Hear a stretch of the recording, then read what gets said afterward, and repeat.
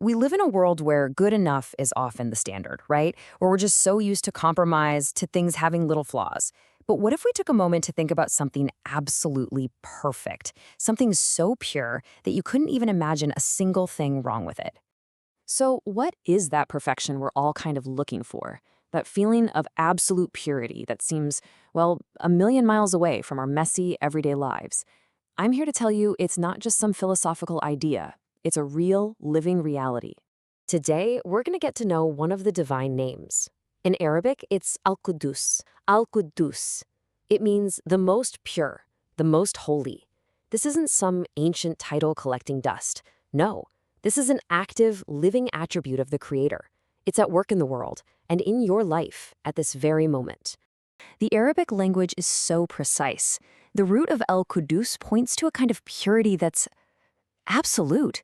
The great scholar Imam Al-Ghazali talked about this. He explained that this name describes a perfection so complete that we, as created beings, can never fully grasp it, let alone embody it. It's just on another level entirely. So where do we learn about this perfection? Well, let's go straight to the source. Let's hear the words of perfection from the divine revelation itself. In the Quran, in Surah Al-Hashr, God describes himself directly. And I really want you to just listen to these words. The sovereign, the pure, the perfection. Just let that sit with you for a moment. This isn't a verse you just read and move on from. It's like God is opening a small window for us, giving us a glimpse into his own reality. And this wasn't just some abstract theological concept. The Prophet Muhammad, peace be upon him, he lived this. He brought this reality into his daily prayers. It's told that after his Witr prayer at night, he would say, Subhana al-Malik al-Quddus, glory to the sovereign, the holy. Think about that. Every single night, he was reconnecting with this idea of absolute purity, reminding himself and all of us what it means. Do you feel the power in that? This isn't just history. It's not some knowledge that's locked up in old books. No way. This is a living, breathing reality that speaks directly to your life, your challenges, your hopes, right here, right now. And that's the thing. All the great scholars say that to really know this name isn't just an intellectual thing. It's supposed to fundamentally change how you live.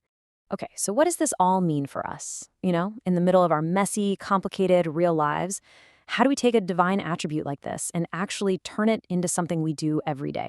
All right, let's break down the takeaways. First, Al-Quddus is totally, completely free from any flaw. Just knowing that, it pushes us to try and purify our own hearts, our own intentions, especially when things get tough, right? Like in a difficult conversation or one of those long, sleepless nights. Second, his purity is actually reflected everywhere around us. When you see real beauty or a moment of pure, selfless kindness, that's a reflection of Al-Quddus. And third, and this is a big one, we are supposed to be channels for that purity in the way we treat other people. So, how can we actually start doing this? I want to share a really simple practice you can start tonight. Just before you go to sleep, find a quiet moment for yourself, take a deep breath, and just review the intentions you had during the day. Then ask yourself one simple question. Did I act from my ego today or from a place of sincerity? And really, this isn't for some super scholar or saint. This is for you, for me, for all of us. And what happens when we start doing this? What are the actual benefits of trying to connect with the most pure? Well, the classical scholars have actually talked about this for centuries. They say that when you really immerse yourself in this name, it starts to purify your intentions. It helps clear away some of that spiritual darkness we all feel sometimes. And maybe most importantly, it increases our sincerity. In Arabic, we call it ikhlas, that desire to do things purely for God, not for anyone else.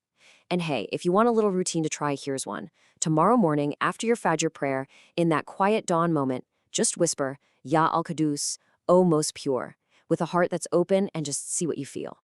So I want to leave you with this one thought to carry with you. Tonight, before you sleep, just pick one thing you did today and audit the intention behind it. Was it purely for God? Or was it maybe a little bit for the people watching? That quiet, honest question you ask yourself, that right there is the whisper of Al-Quddus, calling you back home to the purest version of yourself. Assalamualaikum wa rahmatullahi wa barakatuhu.